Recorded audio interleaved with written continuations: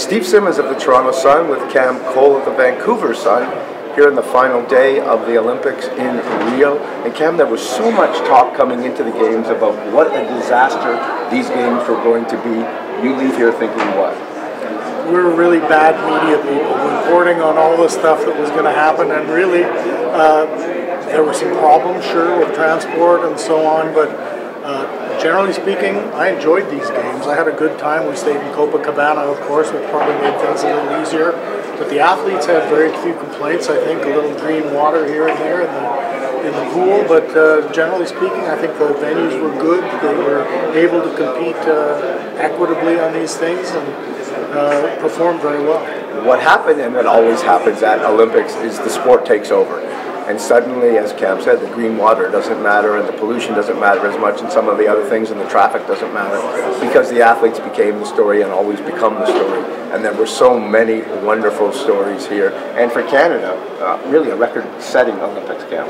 22 medals, 4 golds. That really beats the record for a non-boycotted summer games, tying the 22 from Atlanta 20 years ago. But I think what really surprised me or encouraged me was how well Canada performed in sports that resonate and have always resonated.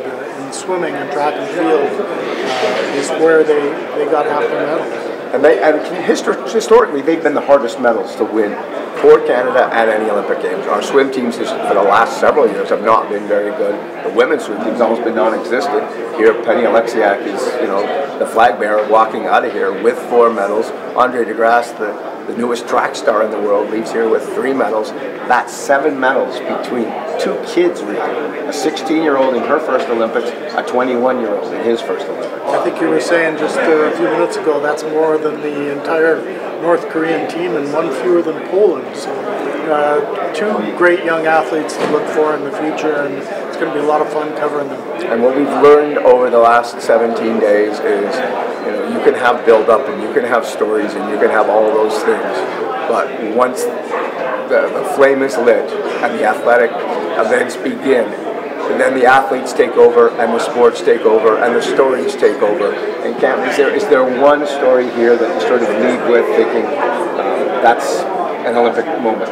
Well, as I think you have, covering all of Usain Bolt's tremendous runs through 3 Olympic Games, and for him to win gold medals in all of them, that to me, as great as Michael Phelps has been, Usain Bolt to me is in some kind of other universe that nobody else understands.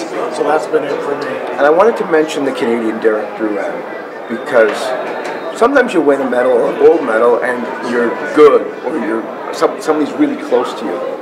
He was absolutely alone when he won the high jump gold medal. He cleared every one of his jumps until after he'd won gold, and then went for the Olympic record.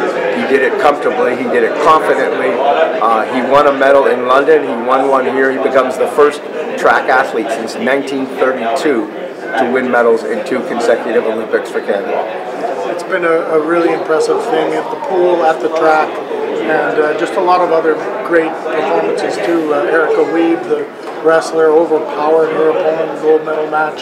Just been a lot of fun to watch this Canadian team. Yeah, and it's so different because often we ask at the end of the Olympics what went wrong.